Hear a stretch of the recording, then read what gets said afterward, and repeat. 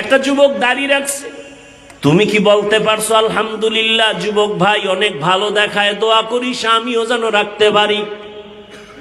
তুমি উল্টাটা মারছো। তুমি জিজ্ঞাসা তোর বয়স কত? কয় এত। কয় এত তাড়াতাড়ি বুজুর্গ? এমন ভাবে তুমি কথা বলছো যে ওর অন্তরে কষ্ট গেছে, আল্লাহ তোমার উপরে বেজার হয়ে গেছে। এরে আল্লাহর গোলাম, জবান এমন একটা ধারালো অস্ত্র, বিচারকের চেয়ারে বসিয়া জিহ্বা নাড়ায় যদি কয় আসামি, ফাঁসির আসামিরে কয় তোরে খালাস, ফুলের মালা পরে বাড়ি। আবার বিচারক ওই জিহ্বা নাড়াইয়া বাম দিকে তাকায় যদি কয় পুলিশ, নিরপরাধীরে ধর, নিরপরাধী ফাঁসির মঞ্চে হাজির। জিহ্বা মারাত্মক অস্ত্র। মুসলমানের ঘরে কোরআন আছে, একদিন খুইলা দেখলো না হুজুরেরা এত ফজিলতের ওয়াজ করে কোরআনে, দেখি তো ভিতরটা কেমন। মোবাইল দেখার সময় পায়, কোরআন খোলার সময় পায় না। আল্লাহ আপনি আমাদের হেদায়েত দান করেন। রহমতের নবী বলেন যেই দলটা জান্নাতে যাবে তাদের পরিচয় নাও। নবী যদি বলতেন আমি মুহাম্মদের আদর্শ যারা মেনে চলবে তারা জান্নাতি, এতটুকু যদি বলতেন যথেষ্ট ছিল। কিন্তু নবী কি বলছেন? মা আনা আলাইহি ওয়া আসহাবি, আমি এবং আমার সাহাবায়ে কেরাম যে আদর্শের উপরে আছে, এই আদর্শ যারা মেনে চলবেন তারা জান্নাতি। অতএব যারা বলবে আমি শুধু নবী মানি সাহাবা মানি না, নবীর কথার থেকে প্রমাণ হলো সে মুসলমানও ঠিক মুমিনও ঠিক, তবে ৭২ দলের অন্তর্ভুক্ত। আল্লাহ আমাদের হেদায়েত দান করেন। আল্লাহ বলেন আমি দুইটা আদেশ দিলাম, এক তাকওয়া অর্জন করো, দ্বিতীয় আদেশ হলো জবানটাকে কন্ট্রোল করো। এই বিষয়ে কিছু আলোচনা করি। জবানের কন্ট্রোলের কথা কেন বললেন? হাত কন্ট্রোল করো বলেন নাই? চোখ কন্ট্রোল করো কেন বলেন নাই? কান কন্ট্রোল করো কেন বলেন নাই? সংক্ষেপ ২-৪ মিনিট শুনেন। আল্লাহ জবান কন্ট্রোল করো, নবীও বলেন জবান হেফাজত করো, কেন বললেন? পুরা বডির ভিতরে যন্ত্র, মারাত্মক অস্ত্রের নাম জিহ্বা, জবান।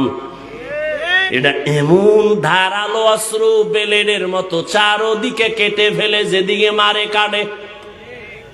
যেমন কয়েক জিহ্বা। আমগো গ্রামের একটা প্রবাদ আছে, মানুষের মুখেই জয়, মুখের কথাই ক্ষয়, আছে না? জিহ্বা কিন্তু একটা, কিন্তু কাটে চাইরদিক। এক জিহ্বা, এই জিহ্বা নাড়াইয়া কেউ যদি একটা অচেনা মাইয়ারে কয়, রাজি থাকলে কবুল। সাক্ষী দুইজন দাঁড়ানো, সাথে সাথে অপরিচিত মাইয়া তোমার আপন সঙ্গিনী হয়ে গেল জিহ্বার একটা কথার দ্বারা। আবার এই জিহ্বাটারে ঘুরাইয়া যদি কও তোমার আপন বিবিডারে যদি কও তুই তালাক, একই জিহ্বার আওয়াজে এখন তোমার জীবন সঙ্গিনী চিরতরের জন্য হারাম। বুঝেননি জিহ্বাটার দ্বার কেমন? এই জিহ্বা নাড়া এখনো বিধর্মী যদি বলে লা ইলাহা ইল্লাল্লাহ, সাথে সাথে তার বেঈমানের দপ্তরের নাম কাটা। আবার যদি ওই কোনো কালেমাওয়ালা মুমিন যদি বলে আমি আল্লাহ মানি, কোরআনের ওই আয়াত মানি না, আমি কোরআন মানি তবে কোরআনের রাজনীতি পছন্দ করি না, কয় একই জিহ্বার কথার দ্বারা তোর ঈমান চলে যায়। কোরআনে রাজনীতি নাই? হ্যাঁ, তোমার মতো ধান্দাবাজি, ভেট নীতি, দুর্নীতি, এটা ইসলাম কোরআনে নেই। কথা হয় না? বরং আমি তো ঢাকায় বলেছি পৃথিবীতে শ্রেষ্ঠ রাজনীতির কিতাবের নাম কোরআন। সত্য কথা মানো আর না মানো, স্বীকার করতে না বলছি যুবকদের, তোমরাই তো ভবিষ্যৎ, তোমগো আর কত কইতাম। রহমতের নবী খুশি, বিপদ মুহূর্তে চতুর্দিক থেকে মুসিবত, নবীর ঘরের পার্শ্বে সব রেডি, নবীরে মারবে। মায়ার নবী কান্নে কান্না করেন। সন্তান বিপদে পড়লে আব্বার কাছে টেলিফোন করে, আব্বা কয়, আব্বা কই তুমি আসো, বাবা আমার উপরে বিপদ, তাড়াতাড়ি দৌড়াও। মাকে টেলিফোন করে কয়, মা আমার উপরে মুসিবত, তুমি একটু দোয়া করিও। কিন্তু মায়ার নবী কেমন এতিম, জীবনে একবার আব্বা বলে ডাক দিতে পারেন নাই। 6 বছরে মা হারায় নবী অসহায়। নবী বলেন এর উপরে আবার বিপদ, আমি যদি দোয়া করতাম উহুদ পাহাড় স্বর্ণ বানায় দিত আমার আল্লাহ, কোনোদিন দোয়া করি নাই, বরং উল্টা করছি কি, ও আল্লাহ আমারে গরিবী হালাতে রাখো, আমারে গরিবী হালাতে মরণ দিও, কিয়ামতের দিন গরিবদের সাথে আমারে হাসরে উঠাইও। নবী কয়, ওরে গরিব, বড় লোকের টাকা আর বাড়ি দেখে আফসুস করিস না, কিয়ামতের দিন ওই টাকাওয়ালার 500 বছর আগে গরিব তোরে জান্নাতে আল্লাহ দিবে। কোন গরিব? যে গাঞ্জা খায়, রিক্সা চালায়, টাকা দিয়ে ক্যারাম বোর্ড খেলায়, তাস খেলে, জুয়া খেলে, মদ খায়। বেলালের মতো গরিব,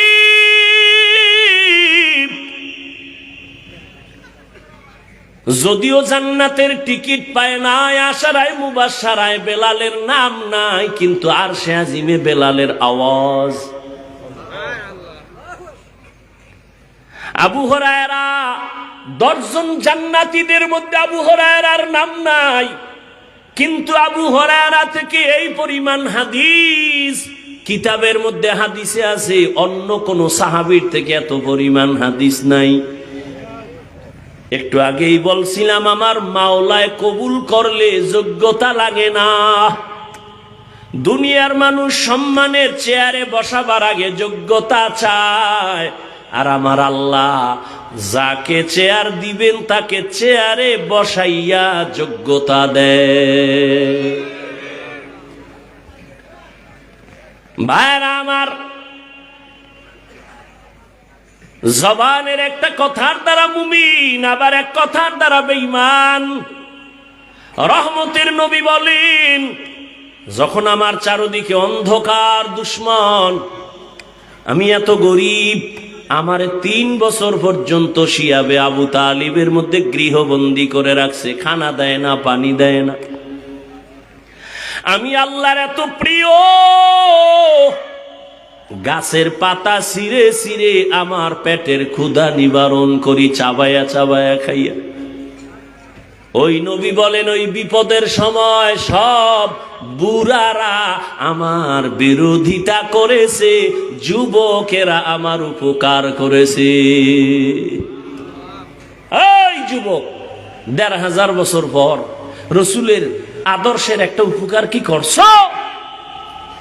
একটা যুবক দাঁড়িয়ে রাখছে, তুমি কি বলতে পারছো আলহামদুলিল্লাহ যুবক ভাই অনেক ভালো দেখায়, দোয়া করিস আমিও যেন রাখতে পারি? তুমি উল্টাটা মারছো। তুমি জিজ্ঞাসা, তোর বয়স কত? কয় এত। কয় এত তাড়াতাড়ি বুজুর্গ? এমন ভাবে তুমি কথা বলছো যে ওর অন্তরে কষ্ট গেছে, আল্লাহ তোমার উপরে বেজার হয়ে গেছে। এরে আল্লাহর গোলাম, জবান এমন একটা ধারালো অস্ত্র, বিচারকের চেয়ারে বসিয়া জিহ্বা নাড়ায় যদি কয় আসামি, ফাঁসির আসামিরে কয় তোরে খালাস, ফুলের মালা পরে বাড়ি। আবার বিচারক ওই জিহ্বা নাড়াইয়া বাম দিকে তাকায় যদি কয় পুলিশ, নিরপরাধীরে ধর, নিরপরাধী ফাঁসির মঞ্চে হাজির। জিহ্বা মারাত্মক অস্ত্র। আবার এটা আল্লাহর আলাদা একটা সুন্দর নেয়ামত বটে। কয় কেমন? কয় খানা নিয়ে বসছো, চোখ দিয়ে সব দেখছো, কোনো ময়লা নাই, ময়লা নাই, কিছুই নাই। তোমার চোখের রাডার সব বাছাই করে যখন লোকমা মুখে দিছো, জিহ্বার রাডারে ধরা পড়ছে একটা চুল। পড়েনি? জিহ্বার রাডারে ধরা পড়ে গেল। আরো কত বড় নেয়ামত! এই যে আমি মাউথ সামনে নিয়ে কথা বলি, মেশিন চলে, ফ্যানের বাতাস দিতেছে, না হয় দীর্ঘ টাইম চললে আগুন লাইগা সব পুড়ে যাবে। বিদ্যুতের বাতি জ্বলতেছে, বিল দেওয়া লাগবে। বুঝো, আমি তো নতুন কিছু কইতেছি না, পুরান কথাই তো। জিব্বা নামের মেশিনটা দুনিয়াতে আসার থেকে যে চালু হইল, এই জিব্বা নামের মেশিনটা নাড়ায়া কত হাজার হাজার হাজার হাজার কোটি কথা সাপ্লাই হলো। এই কথাগুলো কোন মেশিনে সাপ্লাই দেয়? ওই মেশিনের কে চার্জ দেয়, কে তেল দেয়, কে অকটেন দেয়? কথা বলতে বলতে বলতে বলতে কপাল ব্যথা করে, ঠোঁট ব্যথা করে, গাল ব্যথা করে, মাথা ব্যথা করে, জিব্বা ব্যথা করে না? এত বড় নেয়ামত এই জিব্বা। কয় জিব্বা কন্ট্রোল করো, জিব্বা দ্বারা যেন অন্যায়ের দিকে না যায়। আমি হাফিজুর রহমান ভালো না খারাপ, আমার জিব্বার কথায় প্রমাণ করবে আমি ভালো না খারাপ। কি আমি মুমিন না মুসলমান না বিধর্মী, জিব্বায় প্রমাণ করবে আমার আওয়াজ।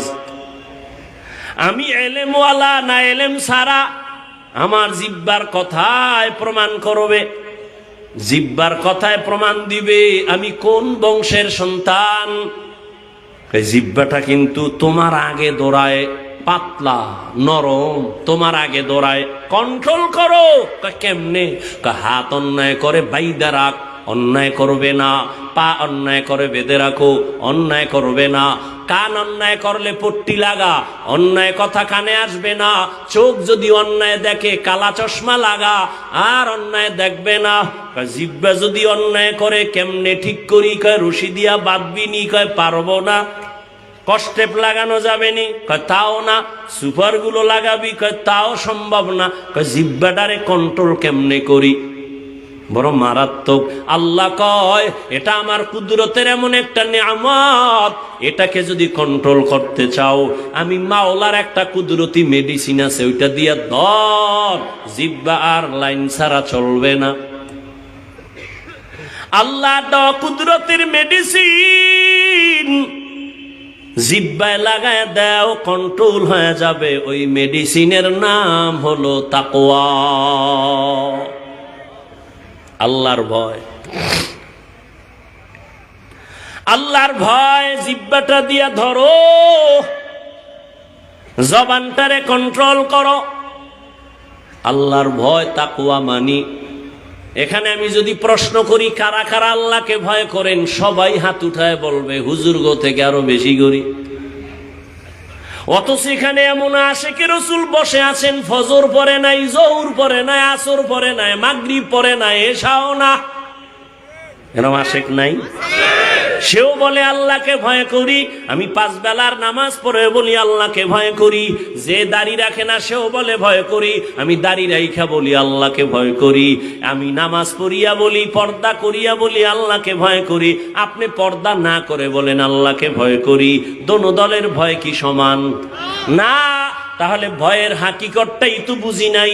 আল্লাহকে ভয় করার হাকিকতটা কি? উদাহরণ নাও, একটা সন্তান মা বাবারে ভয় করে, প্রমাণ মা বাবার সামনে সন্তান কখনো অন্যায় করে না। ঠিক একটা ছাত্র শিক্ষকের ভয় করে, প্রমাণ শিক্ষকের সামনে ছাত্র অন্যায় করে না। ঠিক যেই মানুষগুলো আমার আল্লাহর আযাবকে ভয় করবেন, গলায় ছুরি লাগাবে, দাড়ির মধ্যে ছুরি লাগাবে না। हर के दारत खौफ हक दर दिल मदाम जन्नतुल मअवा देहद राम काम जुज़बा हक़ची जे मखाज इंसो जा फजले उआ मस्ते दर जुमला जहा। আল্লাহ তাআলার প্রতি আযাবের ভয় আর এই তাকওয়া বা আল্লাহর ভয় তোমার অন্তরে নিতে হবে। কোথা থেকে নিবা? লিকুল্লি শাইইন মাদিনুন মাদিনুত তাকওয়া কুলুবুল আরিফিন। প্রত্যেক ভালো জিনিস রাখার গোডাউন আছে, তাকওয়ার গোডাউন হলো আল্লাহর প্রিয় বান্দাদের কলব। তাদের সাথে লাইন লাগাও, নজর লাগবে তো, অন্তরের মধ্যে আল্লাহর ভয় চলে আসবে। আল্লাহ তাআলা তাকওয়াওয়ালাদেরকে আলাদা পাওয়ার দান করেন, যেই পাওয়ার সাধারণ মানুষকে দান করেন না। ও এলাকার মা বোনেরা, ও যুবক বাবারা, আমি বলতেছিলাম আপনার আমার আল্লাহ এক, নবী এক, কোরআন এক, কাবা এক, ধর্ম এক, কালেমা এক, কাফন এক, কালার এক, কবরের সাইজও এক। কবরের মধ্যে প্রশ্ন হবে তিনটা, তাও এক। রবের পরিচয় দাও, ধর্মের পরিচয় দাও, রাহমাতুল লিল আলামিনের পরিচয় দাও। এই তিনটা প্রশ্নের জবাব যে দিবে তার কবর হবে নবীজির জবানের কথা, রাউজাতুম মির রিয়াজিল জান্নাহ। আর যারা জবাব দিতে পারবে না, নবী বলেন তার কবর হবে হুফরাতুম মিন হুফারিন নার, জাহান্নামের টুকরা। কে জবাব দিতে পারবে? এর কোনো গ্যারান্টি আছে? আমরা হুজুরেরা পারবো? আরে আমরা হুজুর কেন, জাহান্নামের আযাবের ভয়, ওই কবরের প্রশ্নে কি জবাব দিব? আমি হুজুর কেন? এই ভয়ের কারণে জান্নাতের টিকিট পাইছেন 10 জন সাহাবা, তারাও কাঁদতেছেন আল্লাহর আদালতে কেমনে দাঁড়াবো।